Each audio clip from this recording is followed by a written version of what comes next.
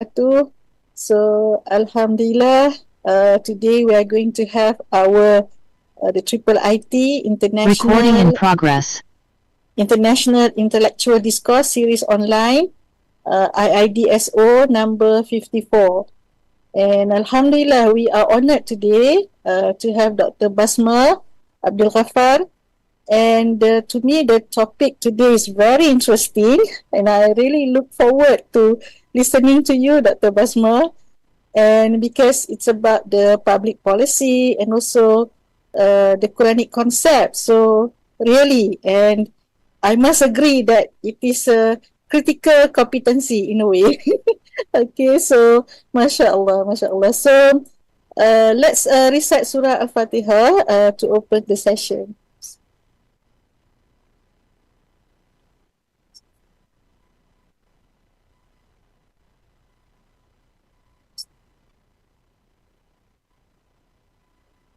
Okay, so because we want to listen a lot, okay, and many points and also cases of experiences from Dr. Basma. So therefore, we will have to start and let others joining in slowly, gradually. So let me read. Okay, Dr. Basma's short bio actually is a very long one, but because we need to have time to listen to her more, okay, so let's have for the short bio. Dr. Basma Abdelgafar is an avid reader and reflector on the Quran and Sunnah. She has a keen interest in research and teaching in public policy and governance in Islam, as well as in Muslim history, thought, institutions, and communities. Dr. Basma consults and provides training internationally. She has worked in the Canadian federal government, academia, and the third sector.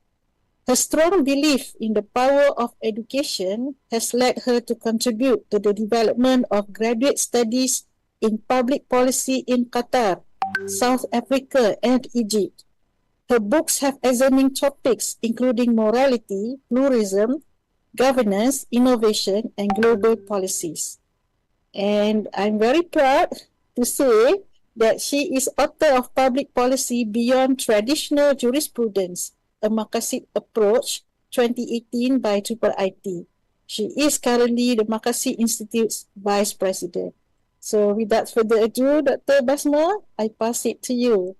Thank you very, very much. Assalamu alaikum wa rahmatullahi wa barakatuh. And Ramadan Kareem to each and every one.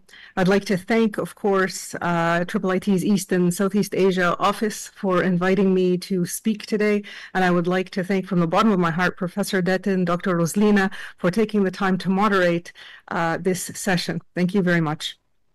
I'd like to thank all the attendees online and with us today, inshallah. So, before I start, I wanted to give you a little bit of a background about how this idea about public policy was born. Because that's part of my quest to have this concept understood and hopefully studied much wider than it currently is. So in 2002, 2003, I was approached by a former professor of mine and dean at the American University in Cairo to start working on rethinking public policy.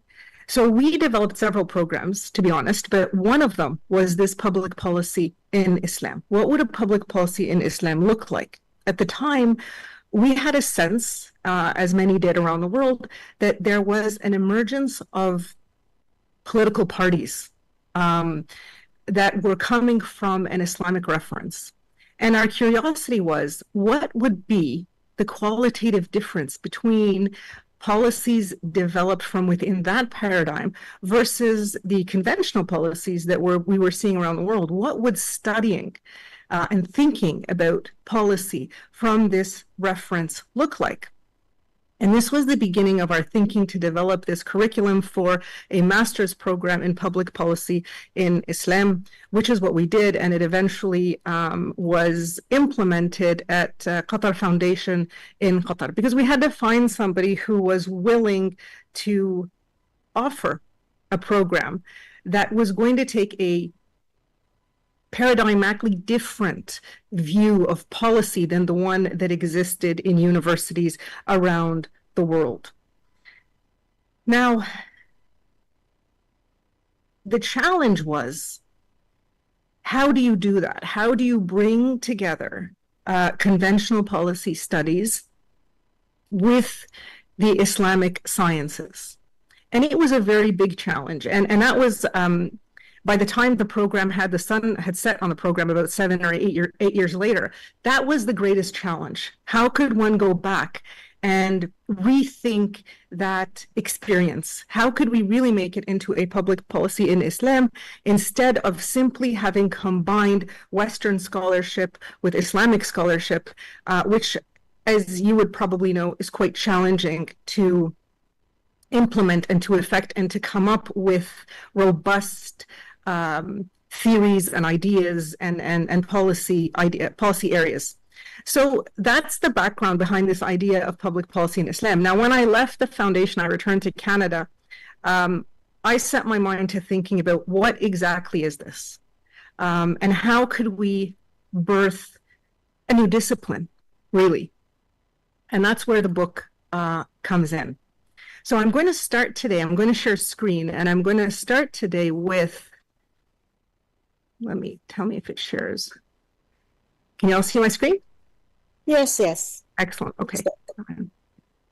Let me just move these to the top, and let's have okay. So I'm going to start today with talking about what public policy in Islam is, because I think we all have to have a foundation for that before we talk about a critical competence that belongs to it, because of course there's several competencies. This is just one of them.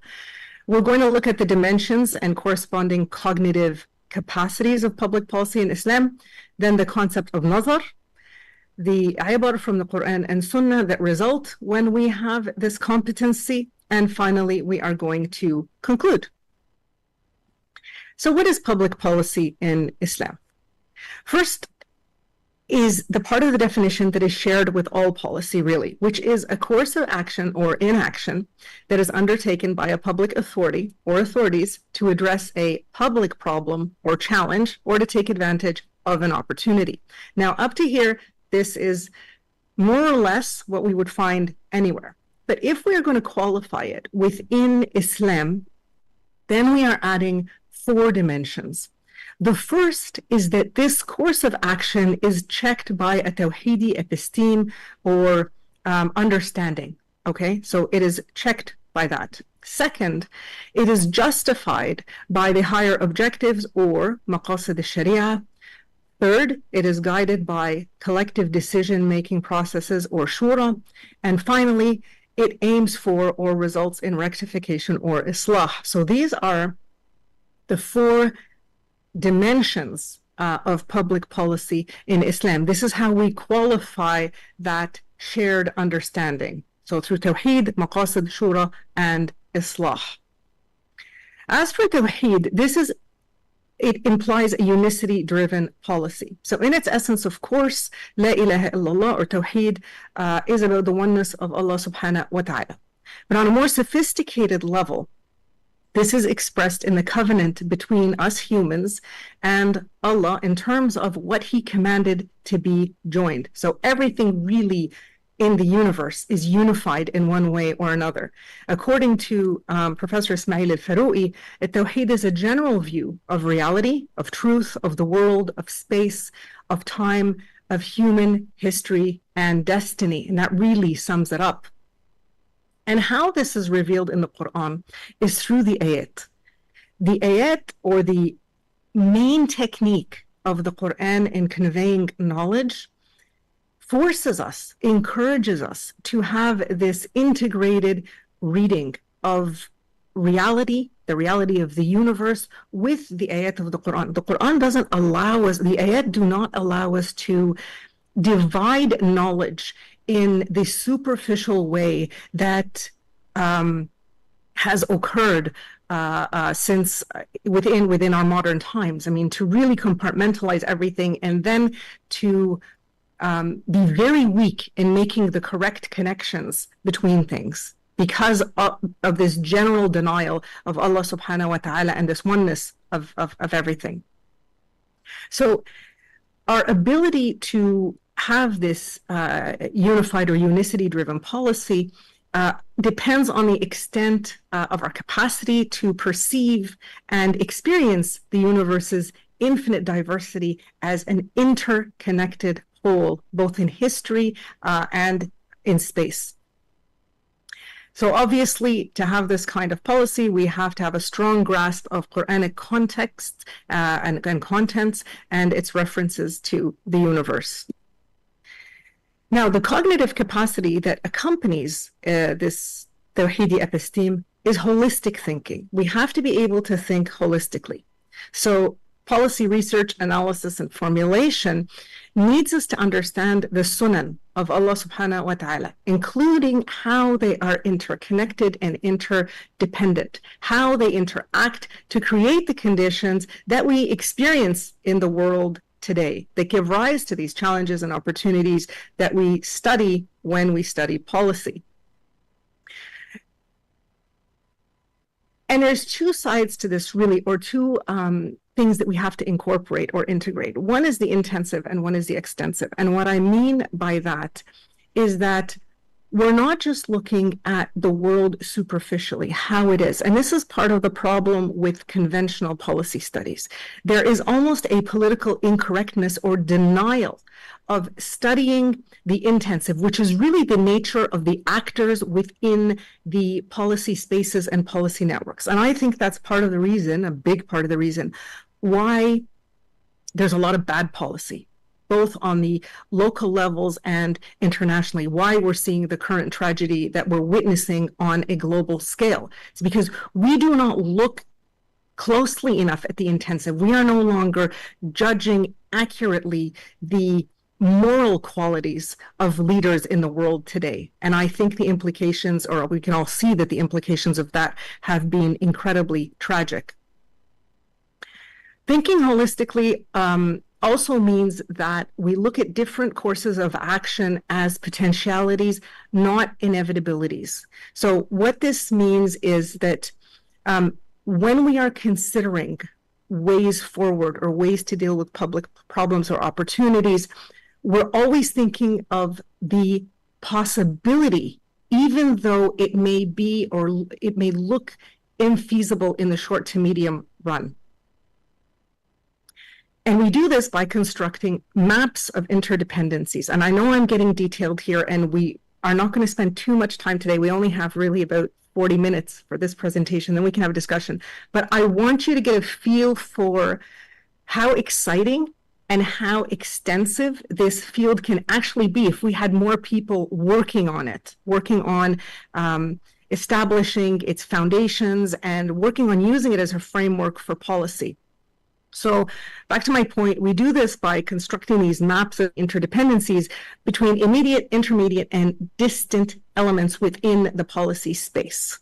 And initially, we're doing this without being encumbered by political considerations or resource limits or disciplinary boundaries. This is how we think holistically. We're thinking holistically by removing these boundaries, removing these artificial boundaries, and thinking about challenges and problems in that way. Maqasid, this is the second dimension, or purpose-based policy. Now, the classical maqasid, your mind will immediately go to the classical maqasid, the preservation of faith, life, mind, progeny, wealth, and dignity. This is what we all go to. Now, that framework was really developed for fiqh. That is an ethical framework for the law, as was perceived by Muslim scholars from the 10th century onwards, let's say. That's when they formalized it. That's not how we think of maqasid when we're talking about policy. When we're talking about policy, we have a much more comprehensive understanding of what constitutes the Sharia. So maqasid are still envisioned as objectives or purposes, but our focus shifts to the objectives of Allah's sunan, as clarified through his ayat, both written and expressed.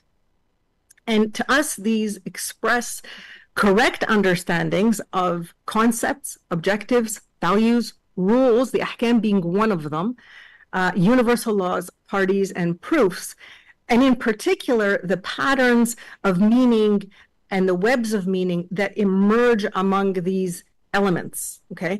So if any of you have taken the course that Maqasid Institute offers on Maqasid methodology, you will have studied these 7 elements and what we, at least at the Institute, believe should be the direction of studying Maqasid in the future, because it opens up so much more, or all of actually what we have within the Quran and the other Islamic sciences. So hopefully this point is really important because it opens up the maqasid. This, going back to thinking of it simply as the 5 or 6 essentials of the classical maqasid, we can use that in policy, but it's not the policy it's not the framework that I'm talking about when I'm talking about public policy in Islam. And we know that Allah subhanahu wa ta'ala placed the Prophet ﷺ on shari'atan min al-amr, so a sharia of his command. And when he did this, he effectively placed him on a path that recognized and respected these maqasid, or these purposes of the sunan al-ilahiyya, such that the impact of everything he did, والسلام, magnified this and was magnified by Allah's sunan. So it was like this dual relationship, because the Prophet والسلام, was placed on this divine path. He would have been guided to an understanding of the purposefulness of everything, and an understanding of the proper interaction and interrelationships between everything. And so the way he behaved naturally would not have defied any of that. And when it did, it was obviously corrected, as we know from the Quran. So when we understand purposefulness, when we understand this, we can leverage it for good decision making. When we don't understand it, we end up making decisions or policies that may go against the sunan al-ilahiyya, and we know for a fact that Allah's sunan cannot be exchanged and cannot be averted. So not understanding them is to our detriment. Now, the cognitive capacity that comes with the second dimension is purposeful thinking. So now we have holistic thinking, now we have purposeful thinking. And purposeful thinking focalizes the maqasid in a policy process, as I just mentioned. If we know the objectives of why Allah subhanahu wa ta'ala created certain elements within our universe and connected them in certain ways, if we understand that, then we build our policies, like I said, like the Prophet did, alayhi salatu wasalam, and the Khulafa ar-Rashidun, we build it around this secure understanding of how the world ought to work in a way that pleases Allah subhanahu wa ta'ala. So we're continually seeking this purposeful thinking to explore the concepts, objectives, values, rules, universal laws, parties, and proofs. We're continually seeking to understand the boundaries and the connections of the ayat. This is another incredible thing that the ayat offer us. When we study the world through this more holistic view, Allah subhanahu wa ta'ala doesn't give us one element in the ayat. Like, for instance, he's only going to talk about health or food security. He places those issues within an ayah, within a complete picture. So part of our study of public policy in Islam, or policy from this perspective, is to understand where Allah subhanahu wa ta'ala has placed the boundaries. And boundary formation is very important when we're talking about policy. Where do we draw the line? You know, where is it? How far can we take our resources? How far should we take our resources or our limited budgets? And it also, thinking purposefully, conditions and directs policy actors to focus attention on desired criteria rather than on political or ideological positions. Now, this is a very important point coming out of this field. And it's important because of the popular debate on pluralism and pluralistic societies. Because we accept, obviously, as Muslims, not only we accept, we welcome pluralism and pluralistic thinking, and we welcome diversity. But when it comes to governance, there have to be criteria that we agree upon to move us all forward as a community. So we're not going to move forward if everybody is divided and everybody wants to go in a different direction. And that normally happens, as we see globally, if we're ideologically based. However, if we understand the Sunan, as I said, and so then we determine, according to the Maqasid, the criteria that we need to succeed in any specific area, when we bring together the stakeholders, when we bring together the elements of a pluralistic society, we are all focused on what it will take to make us all succeed. And so that is a very important dimension of purposeful thinking. And it also, obviously, part of that is thinking about alternatives and trade-offs. When we involve those within the society, when we involve the stakeholders, the most knowledgeable to the least interested probably, we take into consideration the alternatives to certain policies and the trade-offs among them. And we could talk more about that later. The third element is shura, which is collectively determined policy. And of course, shura is well grounded within the Quran, as most of you will be familiar. Surah Shura speaks about those whose affairs is determined among them through shura. The Prophet ﷺ was commanded to run the affairs and to comply with shura. Ibn Taymiyyah and Muhammad Abdu regarded shura as obligatory.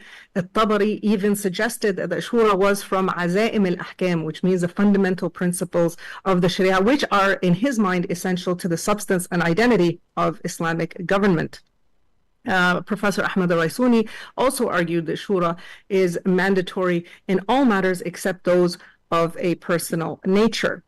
Sheikh al-Qaradawi had also spoken about this and said that it is haram. He literally made it haram for a ruler to take communal advice and then ignore it and do as one pleases, citing that the Quran and all Muslims must fulfill their pledges. And I finally wanted to point out to people joining us today that the actual literal definition of shura is the extraction of honey from its source, which means that any decision-making process and its content or outcomes has to be illuminating and beneficial for the people. So Allah subhanahu wa ta'ala in the Quran makes this allusion for that purpose. Again, purposeful thinking. And the cognitive capacity that comes with this is to think collectively, or collective thinking. And when we read Surah Shura in the Quran, we see how there's this lengthy introduction to inevitable disagreements between people, but it's not presented as an adverse condition. To the contrary, it's a natural outcome of diversity, and it's a necessary condition for the resilience of human communities. Because of this complexity in our public affairs, because it's transdisciplinary in nature, because it's necessary, again, in pluralistic societies to bring in different ways of thinking and ways of life and values and to try to understand them. And again, to see which of those can help us best meet our criteria, collective thinking takes on particularly important significance. We must be able, if we're within government or even within society, to accept and synthesize these opinions and these points of view in dealing with public challenges in response to the Maqasid. And obviously, it leads to engagement of the public, it leads to legitimacy, it leads to resilience, acceptance by people, it encourages their contributions, which allows them to fulfill their civic duties. And it also encourages sacrifice when it comes to policies that have trade-offs that are not as palatable as we would hope. The final dimension of public policy in Islam is Islah, or rectification-oriented policy, which means that everything we do as Muslim policymakers or policymakers coming from this perspective has to involve fixing, removing of error, eliminating misunderstandings and strife, providing something that is better, eliminating ruin and corruption. All of these ideas have to do with rectification. And obviously the Quran refers to Islah in several ways, or the act of Islah or Salah, people who undertake Islah, who are Muslihin, and those who are consistently good in nature and in the contributions they make are Salihin. So those of you obviously familiar with the Quran will know the ayat that discuss Salah, Salihat, and all of these things and the rewards that are promised to people.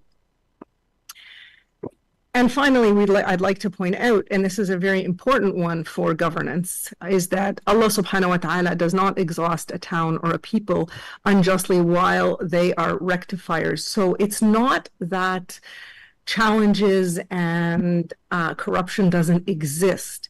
It's the idea that we are constantly working to rectify. And this is the saving grace out of Allah's mercy subhanahu wa ta'ala.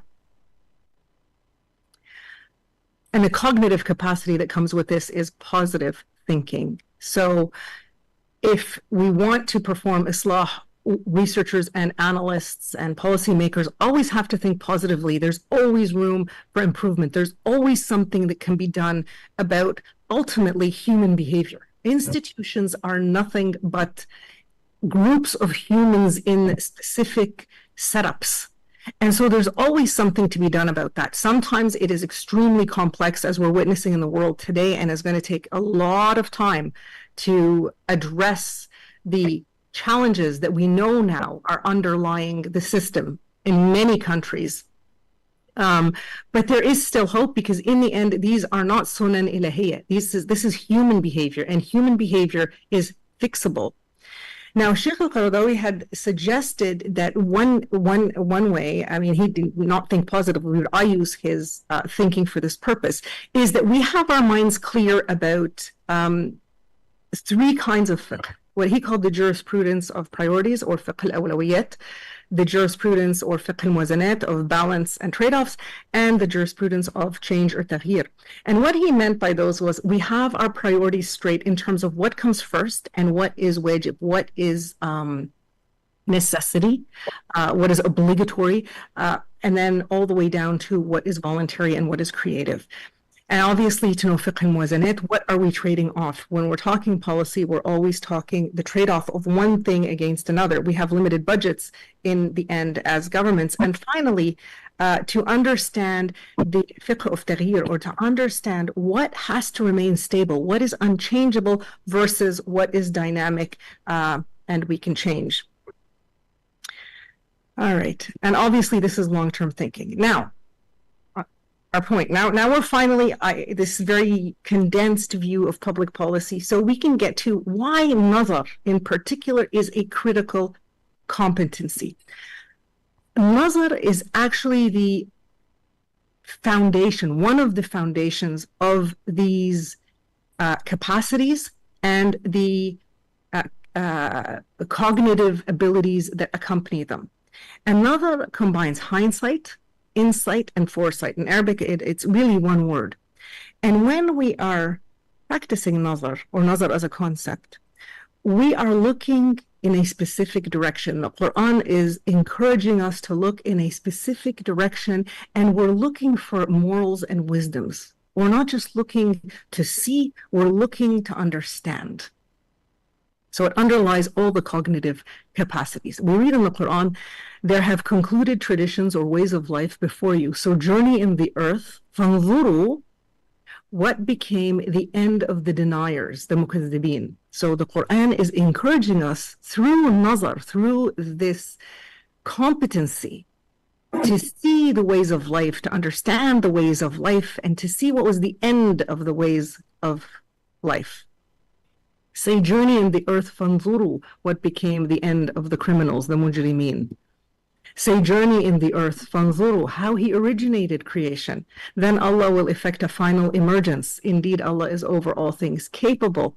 So we can see that it's not just looking to understand history and politics and morals, but is also looking to understand scientific facts and geography and creation, really.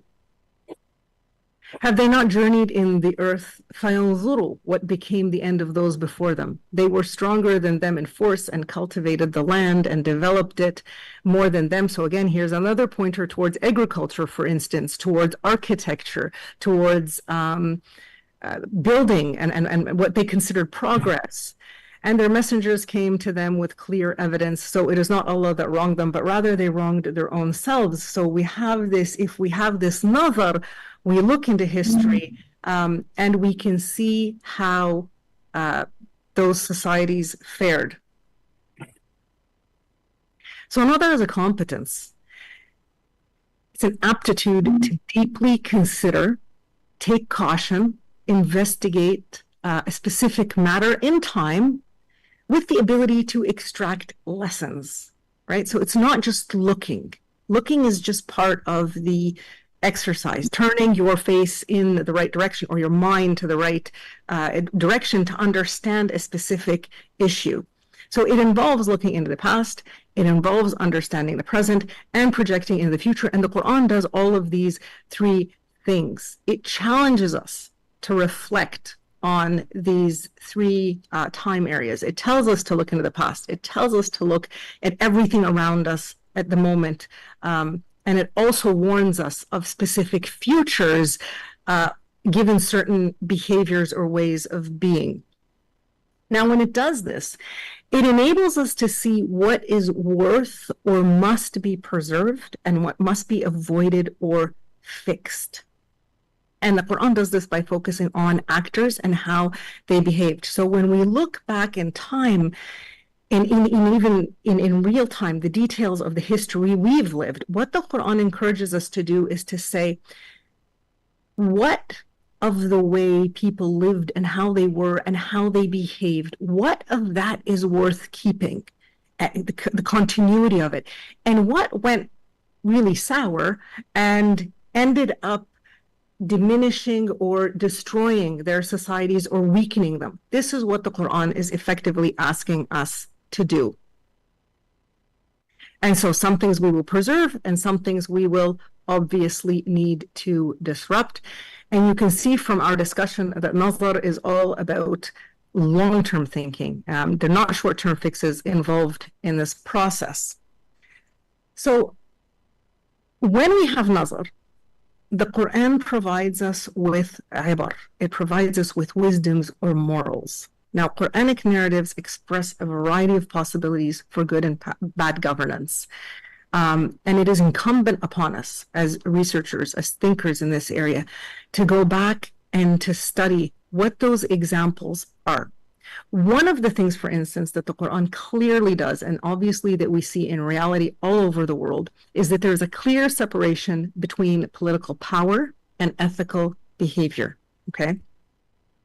And this makes civic engagement very important. And we're, again, witnessing this around the world with the tragedy in Palestine, right? So people around the world, millions and millions of people, are going against their governments. They're voicing a different perspective. This is where these ibar from the Quran, even if people don't sense them, because again, it's sunan. This is where we see it kicking in. And the actors championing Allah's guidance then in the Quran and the respect for the Maqasid, the purposefulness of life, can be located within the system of governance or within civil society. And obviously where they're located is going to determine possible approaches and the nature and extent of responsibility. Again, for anybody witnessing what's happening around the world today, we can see this unfold. Now, the Quran also offers us shortcuts. So it will tell us, it tells us that there are ethical failings that demand intervention, or ethical failings that if we look back in history, we will realize that the communities were eventually destroyed. Now, when we look in the Quran, we see the destruction of Allah's divine intervention. But beyond Allah's divine intervention, if we understand, as I said, the sunan al-ilahiyya, the sunan of Allah, we can see how societies themselves will self-destruct if they do not take into account Allah's sunan. So first, the first failure that we run into is political structures that are characterized by tyranny and corrupt subjects or citizenry. So you see, it's not just in the Quran, it's not just the leadership and the political structures that are tyrannical, but they tend to have populations that are also tyrannical. Right, so it's not just the leadership. It tends to be the ruin or the corruption really is system wide.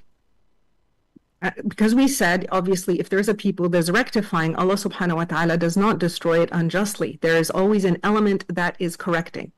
The second are economic structures that privilege the powerful few, including inequitable income and goods distribution, unfair market regulations, allowance of immoral goods, services, or other transactions, and excesses against nature. When you think back to the pandemic that we just went through, that was an excess against nature. We can explain it in different ways, and it may have escaped from a lab and all of this stuff, but ultimately, if we're thinking holistically, it had to do with how we govern health, how we govern agriculture, how we treat animals, what we eat. All of these things were involved in the pandemic. And if we want to avoid a pandemic in the future, it's not simply, obviously, about coming up with vaccines. It's about going back to the source, thinking holistically about what caused the pandemic to begin with. Number 3, social structures that inequitably privilege certain individuals or groups over others, subjecting one or several to the tyranny of another. Now, there is a difference between this one and economics, because here I'm not talking economics. Here the Quran actually talks about social structures that often do. These are not mutually exclusive. These actually will overlap and they will have elements of each other. But social structures is more in line with the societies that will give undue and undeserved recognition and stature to individuals or groups who are undeserving of that, and in the process doing wrong or being unjust and inequitable towards others. Number 4 is sexual morality that is reflected in the intentional neglect of rules of discretion and privacy to exploit a specific element in society, appease specific groups, or support unlawful gains. So the Quran, again, is very clear about this. People, I mean, they're not ultimately supposed to be free in their private space, but there's nothing we can do about it when it's in their private space. We actually have an ethical and moral code in Islam to respect people's privacy. The problems emerge in the Quran when there's an intentional neglect of rules of discretion and privacy, and they have implications for the society at large.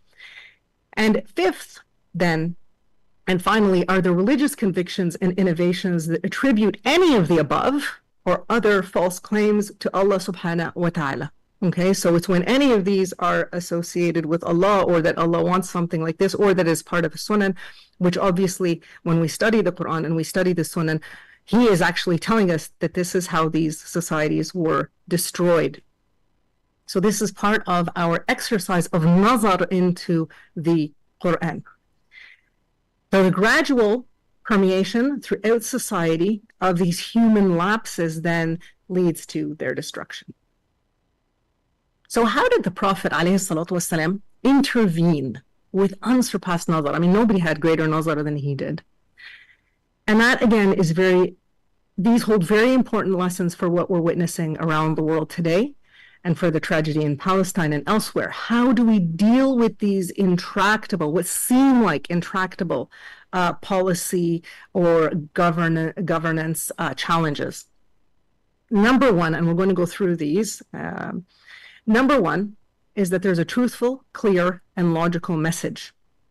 Number 2, there is meritorious, strong, and committed leadership. 3, there's social inclusion. 4, there's social cohesion. 5, economics, really, really important dimension. Prioritizing peace and respecting pluralism. And finally, armed defense as a last resort. So when we look at the life of the Prophet, ﷺ, these are the 7 lessons that we can extract that he used in combination to address the challenges of his time, the community that he was in, the suffering that they faced. So the message has to be truthful, clear, logical, and useful. This is one of the greatest lessons of relevance to our modern times, and something that we are unfortunately missing with all of the false information, with all of the media that is troubled and biased and bullied by certain powers internationally to put out ideas and messages that are patently false and that are misleading communities and misleading humanity. We see this truthfulness, this clarity and logic encompassed in the Quran and obviously the life of the Prophet alayhi salatu wassalam. And for us as policy thinkers, it puts these questions at the core. What is the message? What's on the agenda? What is the policy that's being discussed? What are we trying to achieve through them? You know, are we tinkering on the margins? Are we trying to do something significant? Is it in the short term? Is it in the long term? Is it something that is politically feasible today?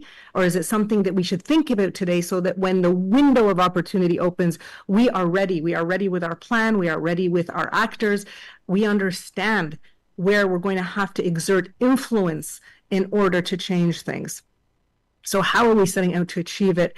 And what evidence do we have that this is the best way, that this is how it's going to work? Have we measured it against what we know of Allah's sunan? And finally, is the public persuaded? If something is truthful, clear, logical, and useful, we have to take the time to explain it to the public. We have to take the time to onboard. Does that mean that absolutely everybody in the community has to be convinced? No, it doesn't, because that's not the process of shura. Shura operates in accordance with quorum, not in accordance with consensus. Consensus would take way too long. It is inefficient. Eventually, however, we should try to get as many people on board as we can, as many groups on board as we can, but it is not the way that shura works. Number two, the leadership must be meritorious. And of course, we saw this in the character of the Prophet alayhi salatu wassalam. As we said, he was on Shari'atan min al-Amr, so he was quite exceptional. But that's why we have to go back and study what that means more comprehensively. At the same time, it's important to recognize that he was not permitted to be authoritarian, nor was he permitted to be harsh-hearted, nor was he permitted to be a trustee. He was none of those things over people. He was simply there as a warner and to educate. And his moral character obviously displayed trustworthiness, honesty, intelligence, patience, insightfulness, and decisiveness. He placed a very high premium on consultation and teamwork, as most of you will know. And he also, alayhi salam, supported the rise of other leaders and outstanding individuals and groups, which brings us to our next point of social inclusion. And in social inclusion, the idea is that we do not discount the common folk. We do not discount the elite, which we have a tendency to do because we have a tendency to think they're powerful and mighty and that there is a natural tendency towards corruption. But we know that Islam ultimately succeeded and became strong when those from the more powerful tribes joined the Prophet alayhi salatu wasalam. We also do not discount the disabled in Islam. Now, Islam starts from the radical premise of merit. Now, in the book, if you've read the book or you're familiar with it, I actually say something different. I actually say that it started from the radical premise of equality. I have since rethought that, and that is not a truth. Equality, actually, with my further studies of the Quran and the Sunnah and reality, is not a concept that exists in the Quran. And the Quran does not talk about things that are impossible, and equality would be, but merit is not. And this is a radical premise because this is how you include everybody. It's when you look at individuals and groups as capable members of society and as members that can contribute depending on their abilities. And you give what we can call it equal opportunity, but in the end, it's opportunity for those who are meritorious.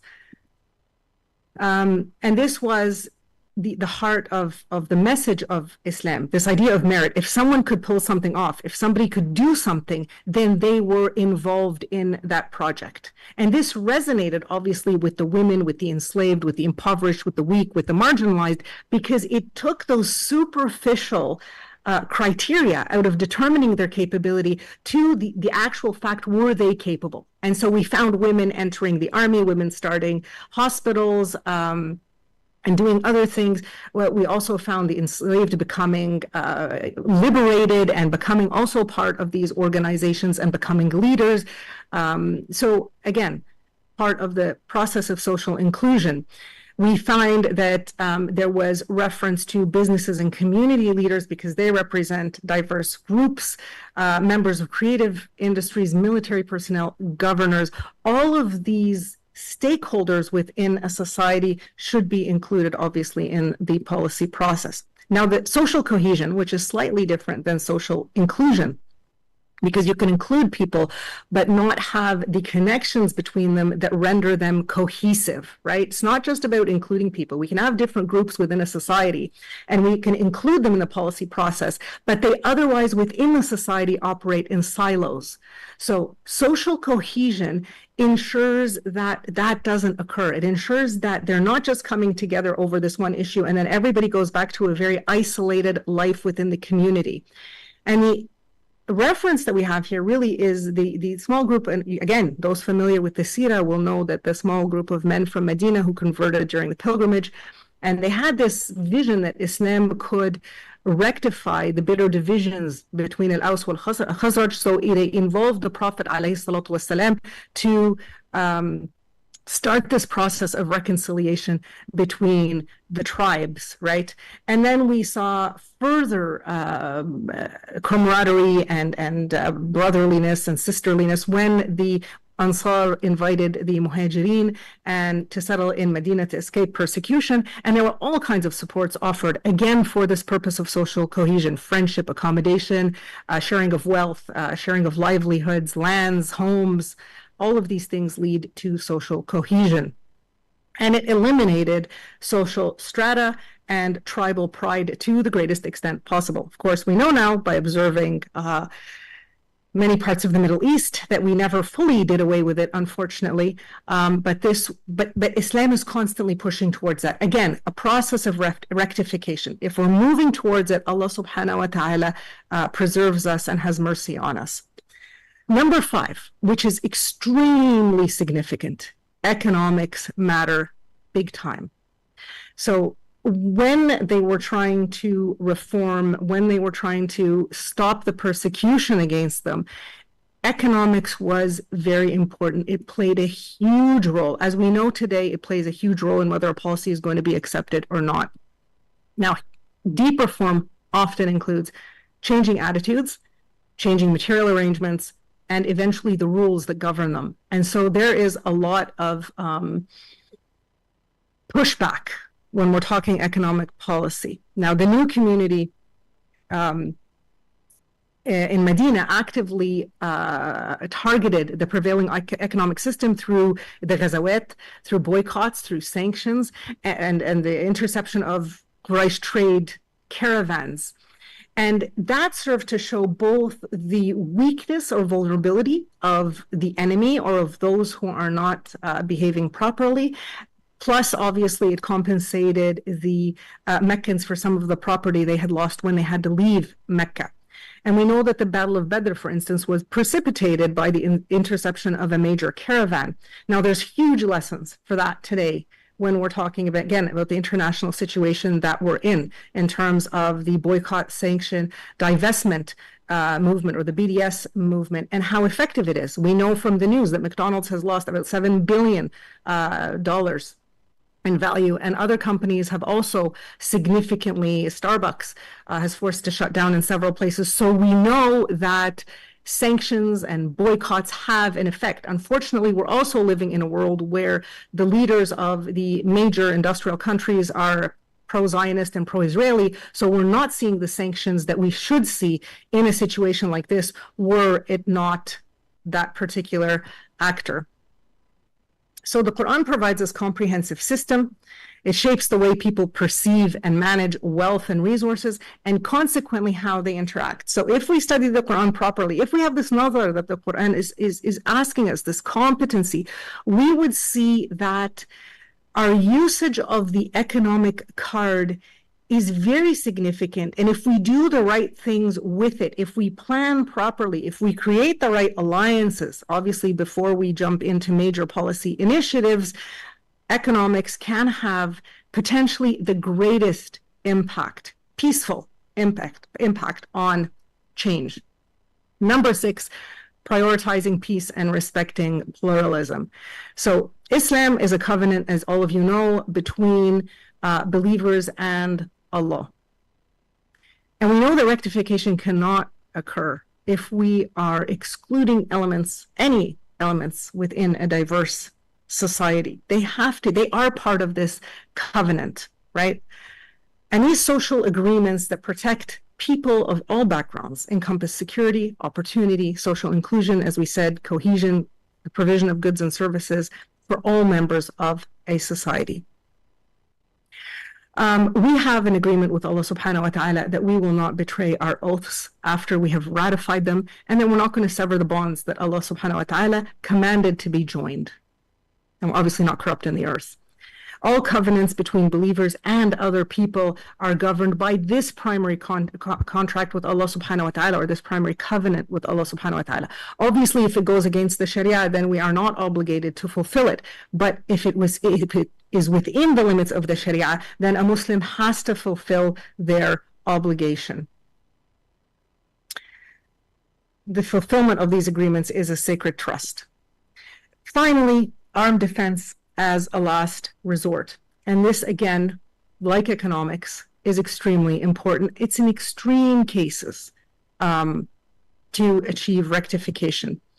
And as Muslims shaping a new community, the violence back then of Quraysh was unrelenting. It included a siege, it included famine, it included torture, all of the things that we're witnessing today. But permission to fight, even then, permission to fight, and this is incredible, came after several milestones, right? So number one, the establishment of a legitimate political entity. That was number one. Number two, the existence of a core message, as we said, with deep penetration into hearts and minds. If we're going to take this final route, people have to be ready because the sacrifices are very high. There was prolonged patience in home territory with heavy sacrifice, as I said, including a cruel 3-year siege. There was accession to the cause by outstanding individuals and with a strong leadership and other skills. So the community itself was strong. There were multiple emigrations. They left Mecca several times to protect themselves. They had to fortify the community in Medina, both morally and materially, before they resorted to armed defense. They had to form alliances with surrounding tribes, and they had to have the capacity and equipment to fight, but more importantly, the faith to desist and make peace when it was time to do so. It was only then that the believers were given this opportunity or the command to take up arms. So those are the 7 ways in which Allah subhanahu wa ta'ala, in which the Prophet alayhi salatu wasalam dealt with the betrayal of sunan that he witnessed in the Qurayshi community and in the Arab Peninsula. So what is the significance of Nazar? When we look at these examples, and I'm going to wrap up with this in my last slide, what is the example of Nazar, or the significance of Nazar? First of all, you'll notice from our discussion that future outcomes do not depart from past events. So the past is a great gauge for ultimate implications of certain ways of being. If you want to understand the conditions, the situation that we are living in the future, in the present, look to the past. If you want to know where we're going to be in the future, look to the past and to the present. It will tell you where you're going to be in the future. This is what Allah is teaching us through Nazar. This is why there's a repetition of asking us to have Nazar. Number 2, the present ways of being and phenomena matter to our futures to the extent that they depart from divine guidance, right? As is evident from departures in the past. So Allah is telling us that it's only when they departed from divine guidance. It's not in their diversity or the way they wanted to live, or it's when there's a departure. It's when the ways they wanted to live were inequitable, were unjust. And this is the key to uncovering the different manifestations of the ways of being. So back then, being a munafiq looked like something, and today being a munafiq looks like something. Back then, economic injustice looked like something, and today economic injustice looks like something. But at its core, it's the same concept that's in the Quran. Number 3, the command to consider the past compared to the present and project it onto the future in continuous cycles of reflection, so we can be consistently aware of the dynamic aspect that we need to address at multiple levels of concern when we're talking about government. Number 4, the Quranic method shows us that we don't need to know very much to know a lot. So we had this talk that we had today is pretty much enough for us to move forward. And that's what the Quran is telling us. The Quran is very efficient that way. We don't have to know the details of how exactly they were being tortured. We don't have to know that. We don't have to know the exact details of the economic system. We just have to know that it was unjust and inequitable and that it betrayed the rights of certain groups of people. This is the Quranic method. You don't have to necessarily know very much to know a lot. It is then your duty to go back and look for those details if you need them. So details do not necessarily aid in the development of an aptitude. Our vision of the future is accurate because it is consistent with the past.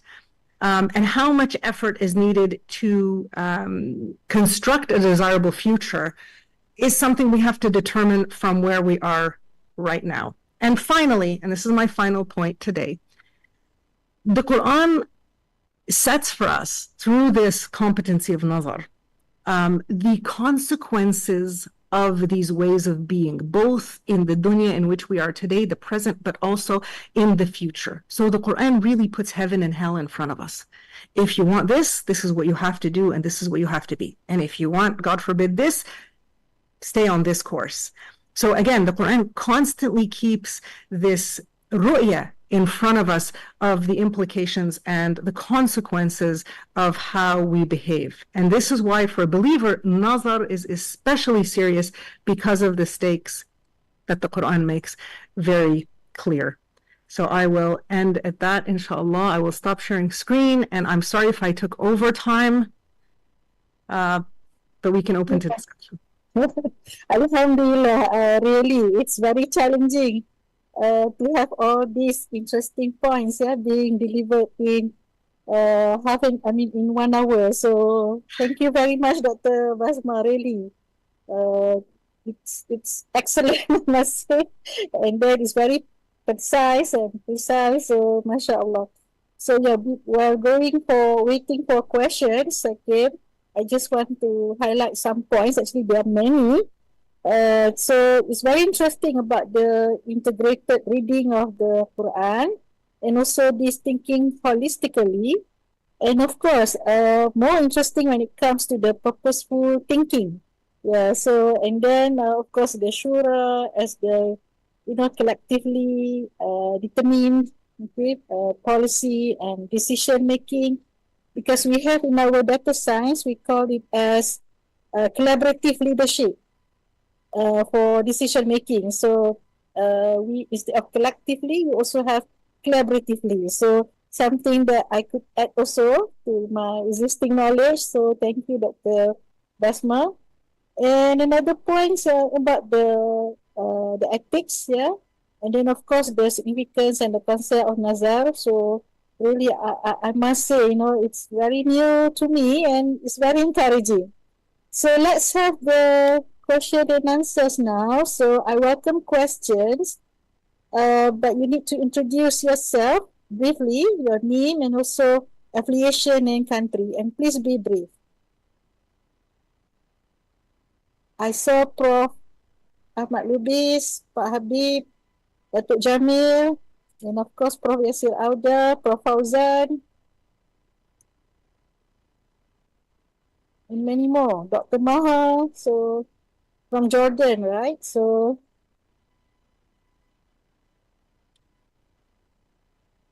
yeah, they were also commenting. Thanks, doctor, very informative and wonderful presentation. Okay, while waiting for their questions, I have a question also because right now we have this artificial intelligence, Dr. Basma. So they claim that, the AI, the artificial intelligence claim that they can help us to do shura, okay, and somehow promise to do the nazar, to give the bigger picture, because the AI is capable to handle big data. So whereas we are limited. And I remember you talking about collectively. So that means require many to form up a team and then decide. But but the AI is claiming they are better. So any comments from you? Thank you. First of all, a disclaimer. AI is a very broad field, okay? And undoubtedly, there are going to be incredible and useful applications of the technology. We have to be very careful as Muslims with losing our voice. As an ummah, we are not at the forefront of this technology. There's other people developing it and other corporations developing it. And what it currently offers, especially on the social side, something like Nazar, what it currently offers is only what you've put into it. So it's the data that you feed into any artificial intelligence system that is then recombined, rethought, and regurgitated. And that has two dangerous implications to my mind. The first is that we lose our voice. We lose who we are as individuals, and we lose the inclusion in our communication of our divine spark, of our relationship with Allah subhanahu wa ta'ala, which artificial intelligence will never be able to integrate, because it is a gift from Allah subhanahu wa ta'ala. It is fath. And Allah subhanahu wa ta'ala is not going to do fath for a machine. And so the first is losing our voice. And we tend to think it's intelligent. Let me give you an example that recently happened to me. I asked a dear friend for advice on a business that I'm considering. I received a very long answer that was very technical, telling me about the industry and where it was going and its projections and what needed to be done next. And that's not the answer I needed out of my friend. What I needed out of my friend is his knowledge of me as a scholar, as an intelligible human being. Did this business suit me? I needed references to his career and what he knew, his own personal, which AI would have never had. It would have never been able to give me this answer. So I was very disappointed, and I thought, okay, so one is losing our voice, and the other is our acceptance as an ummah, that the elimination of the voice of Allah subhanahu wa ta'ala in our decisions is so quickly dispensable that we're just contented with the voices of men and machines. And that to me is very problematic.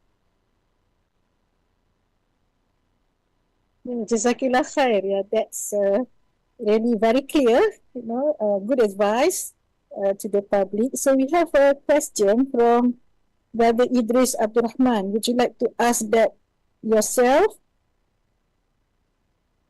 Brother Idris Abdurrahman? Okay, I'll read it. So Brother Idris Abdurrahman is from Islamic University, Minnesota.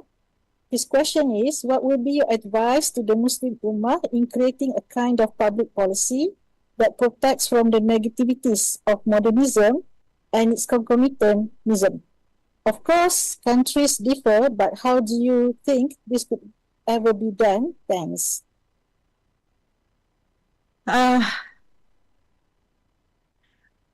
First of all, I think we have to get the study of public policy in Islam back on board. This is number one. As I said, we started the program in Qatar. Unfortunately, in the Qatar Foundation, it was a good birth, but it was, like, we can say it was almost stillborn because it wasn't given a chance. And right now, they've gone back to a conventional policy program, and I think we've lost a historical opportunity as an ummah to have an alternative and different way of thinking about policy. So number one, I think as a group of scholars and thinkers, we have to get the idea that there is something called public policy in Islam, and that the four dimensions that define it are critical for the times in which we live. And I think if we do it properly, people beyond Islam, as we're seeing in the world today, are willing to listen. I think it's, you're saying, how do we remain positive and how do we remain hopeful? We remain positive and hopeful because, first of all, we start from a tawhidi episteme. We start from not only la ilaha illallah, but la hawla wa la quwwata illa billah. There is no power and capability except with Allah subhanahu wa ta'ala. And then we strive to understand how He connects us. Muslims are connected to everything and everybody, and that is a beautiful premise to start from. It's not just humans. We're connected to nature. Allah subhanahu wa ta'ala likens us to animals. He likens us to cattle. He tells us we come from the earth. He tells us that so we are propagated like plants. You know, our connections to everything are so unique and clear in the Quran. And this is a beautiful way to start. The other thing that I think a public policy in Islam can bring to the world is this distancing from an incessant ideology-based politics of you're choosing, you know, the best of the worst, really. Why are we doing that? Why can't we have systems of governance where we, as a community, as a political system, determine criteria? And this comes, by the way, from the world of honeybees, which Allah subhanahu wa ta'ala alludes to. He tells us, go study the honeybee and see how the honeybee makes decisions. And this is the best way you can make decisions, which is to understand what are the criteria that are going to allow us to navigate this crisis successfully. And then remove from your mind who is red stripe and who is green stripe and who is blue stripe. Bring people to the table and say, who can offer us a proposal to address these criteria? And we're open-minded because we're humans, we're not bees. Bees will ultimately go for one decision. As humans, we can find hybrids. We can look at what the stakeholders, what the epistemological communities are offering and say, we can combine to come to the best alternative for everybody. But for that, we have to change mindsets. And again, we have to go back to education. We have to go back to educating people that that world is possible. And that we have the key within revelation, a revelation that doesn't just apply to Muslims. The Quran talks to nas in so many places that have to do with worldly affairs. It talks to people. And so we have to go back to that foundation. And I think we have to do a much better job at offering our episteme, our education systems, and ways of thinking, and bring people on board. Like I said, when the message is truthful, logical, useful, humans have a fitra. And we're witnessing this in the tragedy of Palestine. We're witnessing this in the people that are going back to the Quran and saying, this makes sense. What we'd learned about it was not true. But we have to do it in the policy sciences and in all sciences, not just in the policy world. Thank you, Doctor. So the next one, we are having questions now coming in. So we have Ibrahim Tijani Salihu from Nigeria, currently a master's student in public policy and development, economics from Universitas Indonesia.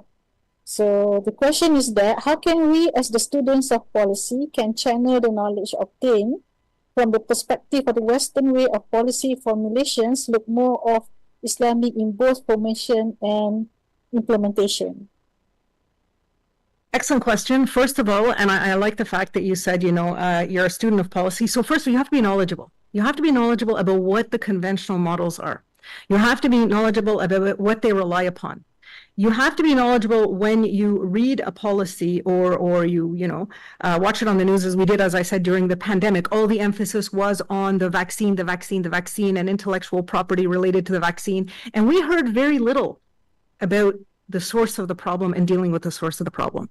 So you have to be, your first step is to be aware of the secular, largely Western approach to policy making, policy in terms of process and substance. And then you have to be aware of the Islamic alternative. You have to be aware of what the deen is saying, and not the deen from the ritual perspective. The ritual perspective is for Muslims. That you pray, that I pray, that we're fasting right now. This is for us. This is a fixed element of our deen. But there is another aspect of Islam, of our deen, that is shared by all of humanity. And that is subject to human reason. And this is something that we can share with others. I mean, we're not going to go to somebody and say, you have to say La ilaha illallah before you can accept Islam in public policy. No, it's not. That's not the point. But you have to accept that everything is interconnected. That is what you have to accept. You have to accept that there's interdependencies. You have to accept that if you injure and torture animals, you will eventually, there will be a consequence for that. If you eat something unhealthy, there is a consequence for that. If you cut down trees, if you do clear cutting, there is a consequence of erosion for that. So you have to reach a conclusion with people that we at least agree that everything in this world is connected, even if they don't want to believe in Allah subhanahu wa ta'ala. Allah has made it so that we see the consequences. Again, going back to the Quran, having Nadhar, we see the consequences of human behavior in this world, not just in the akhirah. And that's the kind of evidence that we as Muslims have to gather and have to write about, that there is evidence. It's not just the heaven and hell perspective. It is that in this world, we see corruption. And Allah tells us that. So this is, the beginning of it. And again, start the discussions within your groups about public policy in Islam with your professors. Put it on the table as an idea, and it will spread, inshallah. Thank you, Dr. Basma. Really, when you mention about this, it's always, Jannah and also hell. So really, sometimes we had that too much. So thank you very much for that explanation. And yes, we have Prof. Ahmad Lubis. Yes, thank you. Thank you very much. Assalamualaikum warahmatullahi wabarakatuh. Alaikum Yeah, that's really a great lecture this afternoon.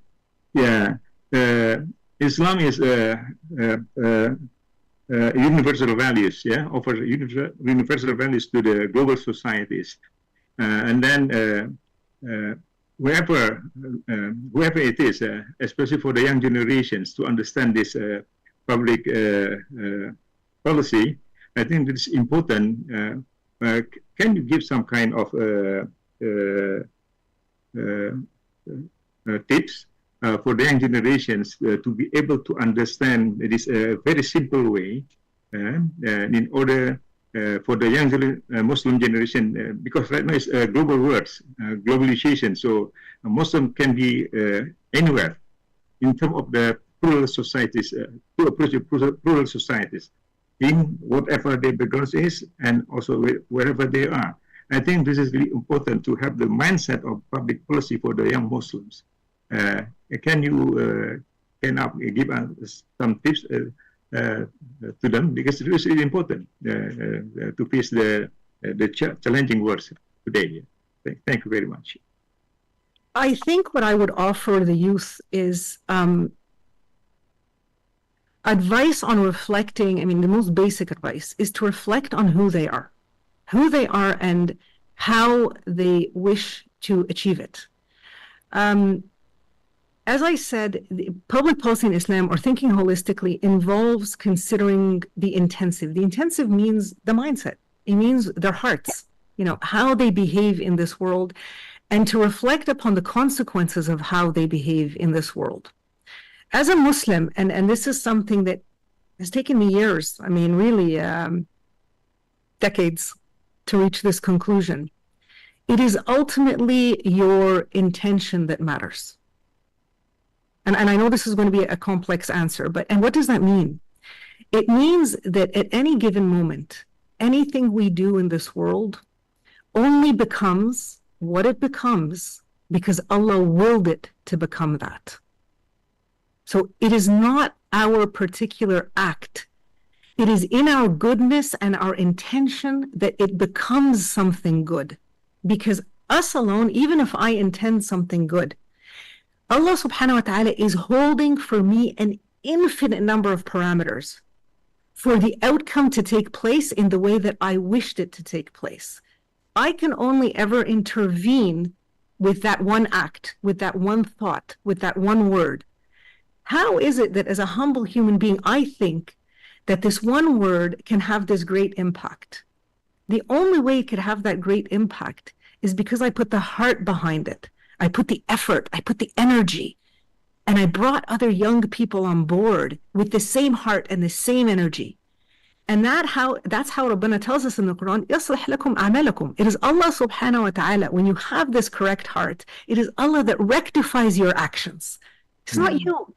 You have and this is maybe somebody young would not understand this. Somebody, you need to have lived long enough to have seen that no matter what you've attempted in this life, it wasn't you. It was Allah subhanahu wa ta'ala having mercy on you, giving you a little bit of, okay, you wanted to do good, there was a good outcome. But that's Allah, that is not us. And so I urge young people, come together with good hearts, come together with good intentions, and put the effort in. Get off of social media, for goodness sake. Get off of showing off and the narcissism. Get off of Instagram. Get off of Facebook. Get off of Twitter. Get off of the things that they have brainwashed you with, that they have made you think are important. Get off of these things and get back into your communities. Get into your town halls. Get into your mosques. Get into your universities. Get into your churches. Get into real people, real communities. And there is an example that we see that is profound that happened during the crisis we're currently living. And there was a so-called influencer. In 1 second, they took away his 6 million followers. So he's living day in, day out thinking, I'm wonderful, I'm great, everybody knows me, I'm so influential. And then they just closed his account and it was game over. The youth have to understand that the systems that were established to propagate a certain global order will not lead to the rectification and reform and betterment of the world that they would like to see. If they want to see real change, they have to get back to real communications and real getting together and real actions. That's my advice to young people. Thank you, Dr. Basma. Yes, we have 2 last questions, so we'll go for the second last. Can you comment on the qualities of the policymakers themselves who qualify for the execution of this model of Nazar, please? Are there detailed sunan this model suggests? Dr. Basma? Sorry, can you read the last part again? Okay. Just the part of, are they? Oh, okay. Are there detailed sunan this model suggests? Are there detailed sunan? Yeah. That's what the question is. The ones we spoke about today. Are there specific, well, I mean, I wouldn't name anybody because that's with Allah for starters, and we're being recorded for second. But, what we could do is look at them through their behaviors. Look at politicians and policymakers through their behaviors. It's not about specific names. You can put the names to what I'm going to say. You know, one thing that should not impress you when we're talking about, because we're talking about public policy in Islam. This is not about somebody waking up and telling us they pray. That is not public policy in Islam, and that is not necessarily a good leader. That is part he has to do, I have to do, you have to do as a Muslim. But that is not good policy. That is fooling people. Public policy is about serving publics. It's about rectifying for the public. If you pray, that is for you. If you fast, that is for you. And that is not a card that you should use with the public. Yes, okay, if a leader is seen in a congregational prayer, that's fine. But if it is a tool they're using to manipulate opinion that this is the Islamic way of leadership, that's not true. You know, that my antennas go up as soon as I hear somebody bragging about these things. I pray and I fast and I go on Umrah and I do Hajj and I stay up all night crying and my wife wears hijab, and this is what got us into trouble. Those are not criteria for good governance. Criteria for good governance is this leader that you're seeing. Do they consult with those around them? Do they take the opinions of those around them? Do they allocate resources in a way that takes care of the marginalized, the poor, the impoverished? Do they speak words of truth? How do they balance those words of truth given the dangers in the world today? Are they just silent, or are they saying something useful and truthful and helpful? So you can look at the leader or the policymakers from the perspective of these criteria, not from what we consider the fixed in Islam, not from the rituals. The rituals, that's them and Rabbina, that's them and God subhanahu wa ta'ala. What you want is, what are the implications of their decisions and their behaviors on the public, on the institutions in which they work? Are the institutions in which they work robust? Are they honest? Are they credible? Are they legitimate? Are they corrupt? This is what you're looking at to see good leadership. Thank you, Dr. Basma. So The rest are just asking for your advice, especially recommended reading on this topic. Oh my Okay, goodness. and also recommended program if they are available globally. So, but I think the one that you developed that you still birth, okay, I think it's really wonderful. So maybe you can also name give the name of that particular course under public policy from in Islam. So I guess those are the final questions. So I pass to you, Dr. Basma, to recommend some readings for them and also any academic programs. MashaAllah. Okay, readings. This is a very difficult, you think it's an easy question, it's not. Because when you think holistically, you literally read everything. And I know you become a lifelong reader. Number one book you have to read is the Quran. This is number one. You have to read the Quran with reflection. You have to take your time. You have to think of what you're reading. I mean, yesterday as a quick example, I came across something beautiful in the Quran while I was reading it. And it is the part where Allah subhanahu wa ta'ala is saying that He has not revealed to time the event of Qiyamah. You would just read this and think, keep going. But then you stop and you say, even time is unaware of events before their occurrence. So the saying that we have that time will tell is false. Time can't tell because Allah subhanahu wa ta'ala only informs time in due time according to the Quran. Now, if that's not magnificent, I honestly don't know what is. So even the day of judgment is held secret from time. Because in the Quran, time is a thing. Time is a presence. It exists, just like the earth. It's not just about humans. So when you go back and you read with Nazar, stop at these things and think of the nuance. Because it's these nuances where you know the power of Allah subhanahu wa ta'ala. So number one book, go back and read the Quran. Number two, go back and read the Seerah. Go back and read several books of Seerah, not just one, several. Learn how the Prophet ﷺ dealt with different situations, dealt with a lifetime of events. You will come across instances where I am sure like the Sahaba probably thought, how can he do this? Why is he doing this? Why can't he see that this person is munafiq? But he could see it, but he had fiqh al-awlawiyat. He could see priority. He could see that I want to bring that whole group of people, that whole town into Islam. So if their leader comes to me and professes Islam, I am going to accept his Islam and I am going to hold everybody accountable to that profession because he will bring his whole people into Islam. And among his people will be real Muslims, even if he's not. But you see, if you were Sahaba back then, you would have looked at this and you would have thought, but there's no way that person is Muslim. They don't seem Muslim. But he saw a wisdom in accepting their Islam like that. He saw a wisdom in holding him and his people accountable to the new faith by accepting that he'd entered Islam. And we saw this in Ta'if. In Ta'if, when Allah subhanahu wa ta'ala sent him the angel of the mountains and said, I can bring the mountains down and I can end these people. And what did the Prophet ﷺ say? He said, no, this is not what I want.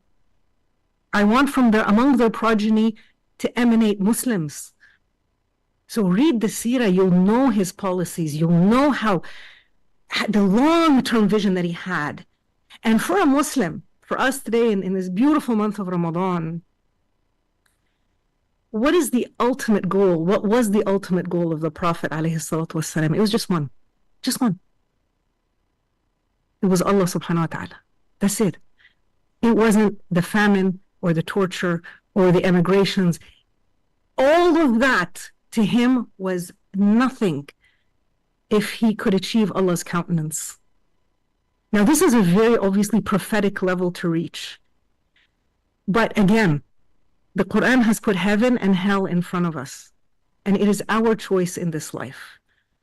Life is short. You live it long, you live it short. In the end, that's how it ends. So the Quran, the Seerah, if you have ilm al-hadith, take a course on hadith before you study hadith, because hadith is very complicated. And I suggest that you know the ins and outs of understanding hadith before you accept it as is. So to study that well, and to be courageous in your understandings. As for the other books, you know, obviously books on policy and policy making, but more broadly, because policy is such a wide field, covers everything. Anything that has the hand of government in it is policy. And so if you want to be a good policymaker, read books in history. There's several, and I could eventually I can send a list on some good books to read about history, to read about the cycles of history. That's a good place to start. But again, it depends on your policy field. I mean, I come from an intellectual property policy background, so I read about science and innovation and technology. So again, it depends on your field. If you want to send me a private message, I can send you books in your field, so you're not reading everything under the sun.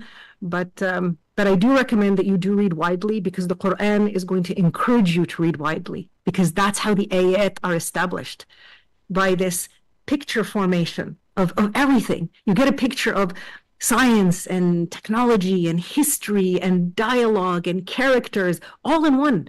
And it's telling you that's the boundary. The boundary is not these silos that we've created now. And so it rewires your brain to see the world in a very different way than we've been taught. I'm sorry for a very long answer, but this is a very dear subject to my heart. Don't get me started on public policy in Islam. All right, okay. Jazakillah khair, Dr. Basma. Really, I must say that, 1.5 hours is not enough for such an interesting and, really, it is an international discourse. So hopefully we can have another session with you and continuously. And any final words from you to us? May Allah subhanahu wa ta'ala accept this beautiful month of fasting from everybody. May He accept our prayers for our brothers and sisters in Palestine. May He give them victory, Ya Rabb, inshaAllah. And may He give us the honor of contributing, Ya Rabb, to their victory, to the reconstruction of their homes and their lands and their families. And may He gather us all, inshaAllah, in a beautiful day in the Firdaus, where we will rejoice for our efforts and our prayers. And may He forgive all of us our sins and our shortcomings and accept the best of what we do. Allahumma ameen. Ameen, ameen, Ya Rabbal Alameen. So, Alhamdulillah, so we have come to the end. And I must say that it is an honor to have you, Dr. Basma, with us. So as I said earlier, inshallah, we will meet again, physically or virtually, another session, and to continue from what we have now. So for the moment, inshallah, let's practice and read the recommended readings. So we look forward to having that. With that, I'll end the session with Tasbih Kafara and Surah Al-Asr.